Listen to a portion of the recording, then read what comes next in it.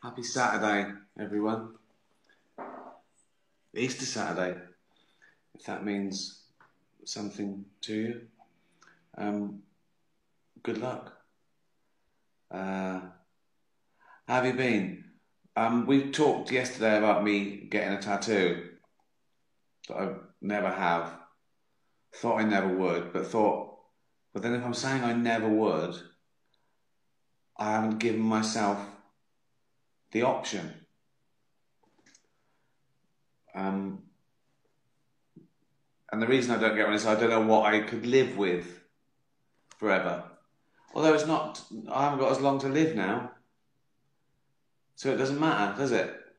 I mean, you get one when you're 16, and if it's shit, you feel like a twat for like 50 years. I haven't got 50 years. So, however bad it was, it wouldn't be as bad for as long. Um, and people sent me some lovely suggestions. One of my favourites is from Rich Nan, at Rich Nan, the Artful Doodler. He did Ollie as an angel. Look at that. Isn't that brilliant?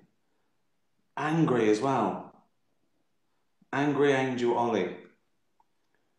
That across my back. Like a really sweet house angel. He's a massive tattoo of a kitten as an angel. And then I remembered that when I was in a band, 20 something, I was always quite a good artist. And like I remember I used to do a little fake tattoo on Jane's arm now and again, and just an ink. And I was in a band, and I said to the guitarist, I said, I'll give you a tattoo. It was like we used to go early days, early days. We used to go on sort of like ripped t-shirts. Boy t-shirts were very big, and sort of dog tags, ripped jeans, that Western styling, that sort of Kensington Market Western styling look of the early 80s, right? And I said, I'd do your tattoo. And I did it on his shoulder there, right? So he couldn't see. I was going, oh, this is going to be brilliant, right? And I did it in sort of indelible marker, and I was going, this is brilliant. And I said it was a skull and crossbone. Mm. And then when I said, I finished, he looked in the mirror, and I'd done that. He went, you fucking, oh, for fuck's sake. Went on stage, indelible marker. So, oh dear. Good times. Good times. How have you been?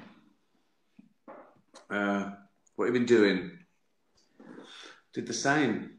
Did my little exercise run. I've sort of become the police. I see people sitting down. Oh, they're sunbathing. They're not exercising.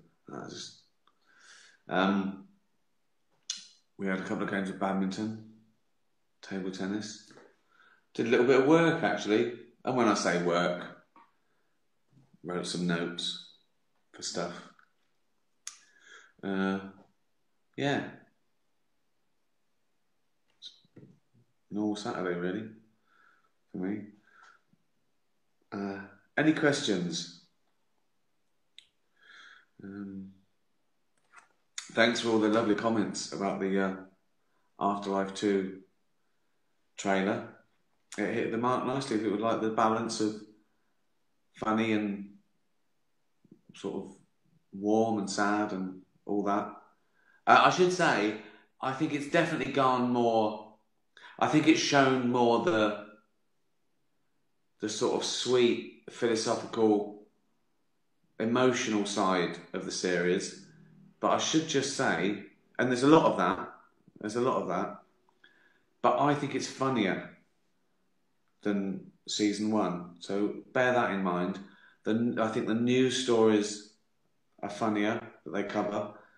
The sort of main stars interact more. No spoiler alert, but their worlds sort of collide. The town, the feel of the town and the smallness of the town becomes another character, and there's new characters, a couple of new main characters, one of which is, I think, one of the funniest characters I've come up with. So, yeah, I don't think it's suddenly turned into this just morbid, sad drama. It hasn't. I think it's funnier and sadder, if that's possible. Good. Just watch the show. It's mad, isn't it? Bigging it up. There's a trailer. What is it now? 12 days? 11 days? Exciting.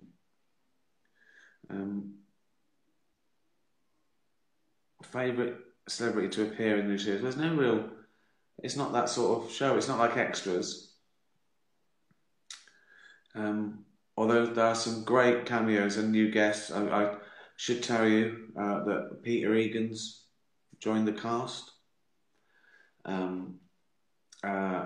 Holly Dempsey from Derek has got an amazing cameo. I think that's the clip. We've done a little clip of her on Graham Norton next week. Annette Crosby from One Foot in the Grave. I mean, incredible. It starts with the scene with her, and she blew us away at the read-through. Steve Spears, who played the dullard in Extras, he's back. And yeah, it's pretty special. Derek the movie. I did have an idea for Derek the movie, but I thought just to screw with people's minds, that I'd make it surreal.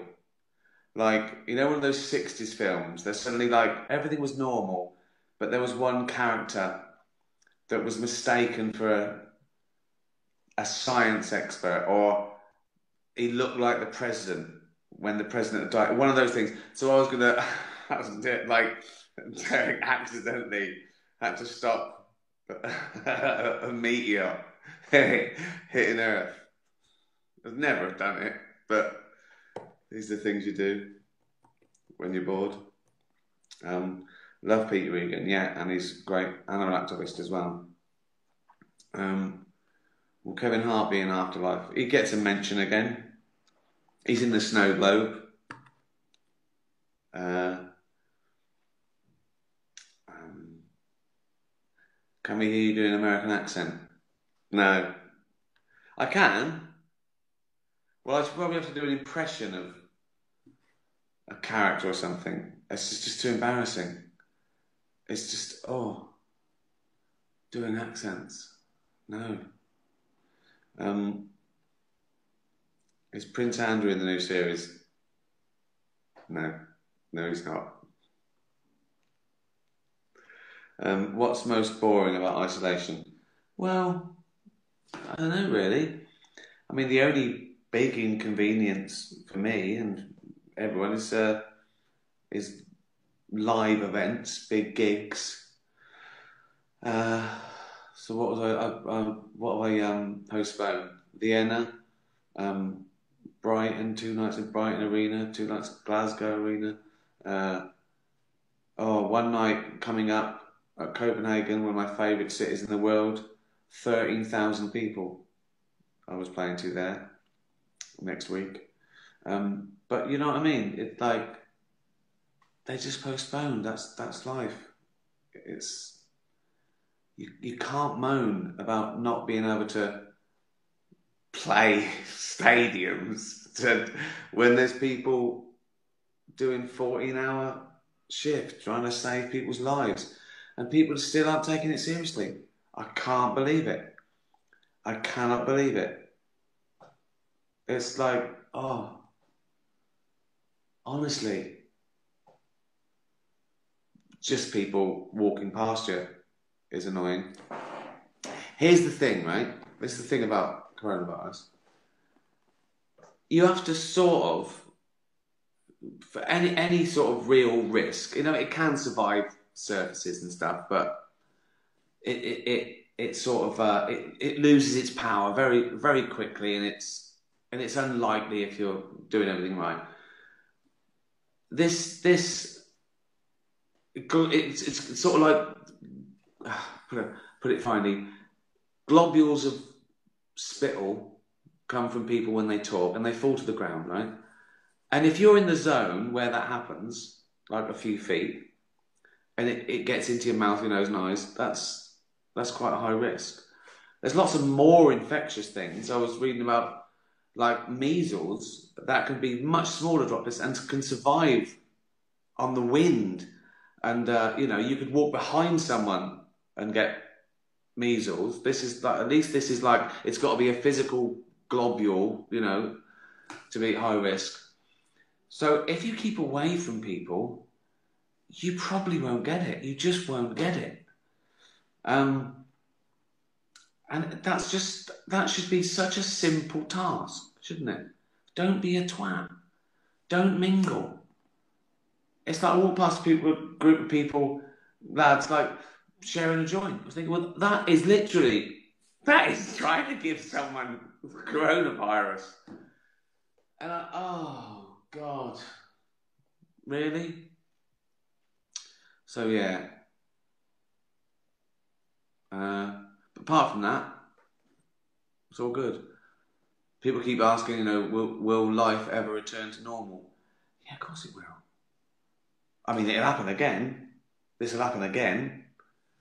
I mean, the wet markets are already opening in China and other parts of it. They're already getting back to it. This comes from animals, like all the other things, like MERS and SARS, and it comes from originating usually in bats, but things like I think MERS got from camels via bats. But anyway, it comes from animals. It comes from eating things you shouldn't. And I don't know what to do. What can I do? I mean, I'm annoyed at sunbathers. So if I saw a wet market, I don't know what I'd fucking do. Oh, God.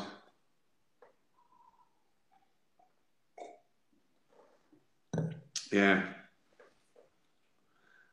Globules. I'm not a doctor, am I? Globule. Fucking globules virus.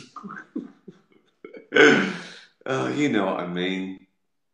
Just, come on. Let's get on with it. And people, like fucking kids, well, can we go back to work tomorrow? No. When then? We don't know. Next week? No, shut the fuck up.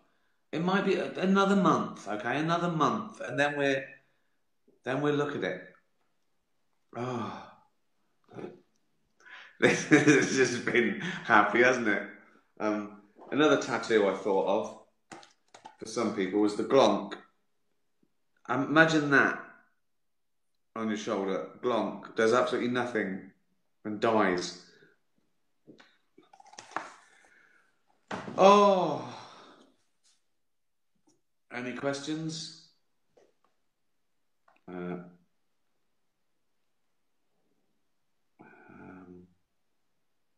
Vegan life, well, yeah, that's the safest, isn't it?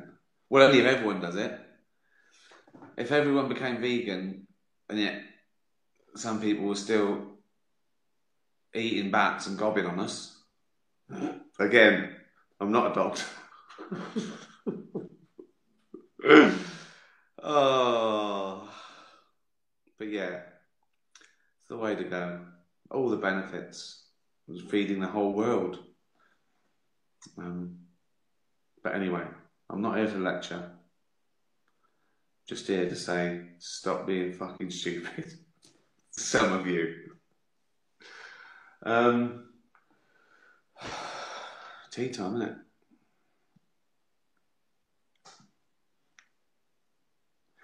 Any questions? Any questions about afterlife or anything? Thanks for everyone as well. It's been, I assume because of the lockdown, but a massive resurgence in people watching Invention of Lying and Ghost Town, and but particularly the Invention of Lying. That's been a new favourite. You got just over a week and a half to watch Afterlife 1 if you haven't already, or do a refresher course. It's good second time around. Some people watch it like 5 times apparently. But you can though, can't you, when it's little half hours and little stories and funny. And then Afterlife 2, 24th. Get your reviews ready. Somebody said, I've got bats in my garden. That's fine. You don't just catch it from there being bats. That's fine. That's nice. They're good. Bats aren't the problem. You can't blame bats. Oh, fucking hell, bats. We were eating you, and then you do that, bastards. What are they going to do? So sorry, guys. I should have warned you.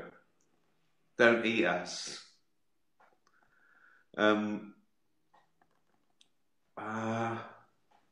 Any questions? They're all on Netflix. Yeah, some are on Netflix. The Office is now on BritBox. Extras is on iPlayer again, because they showed a couple of... I think that's on for a little while longer. But yeah, on Netflix is Life on the Road, Invention of Lying, Ghost Town, Derek. Still miss Derek. Yeah. And Derek refresher. Maybe I have to shave my beard to do Derek, then I comb my hair forward. So it's an awful lot of work and preparation for that character. Bats are cute. They are. They're lovely. So many. Like over 1,000 species of bat. Incredible. Yeah. Well, all life is amazing, isn't it? Just incredible, the diversity of life. Here's to animals.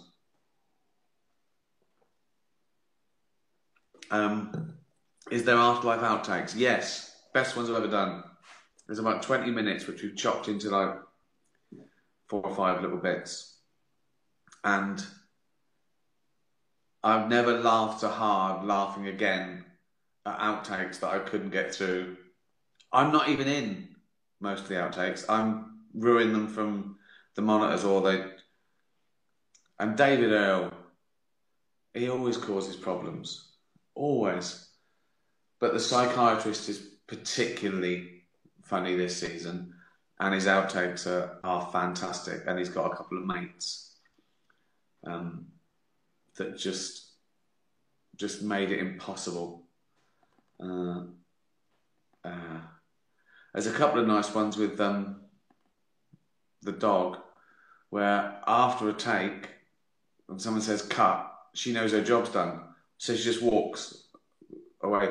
And very often, she's a big dog and quite heavy, and often her massive paw would go right in my nuts. Didn't know what she was doing, but it would bang. I was like, fuck, like that. So yeah, a couple of those. It's all good fun. Anyway, I'm blathering on. I'm just doing it like a Herculean task. I said I'd do this during lockdown, and I've kept to it.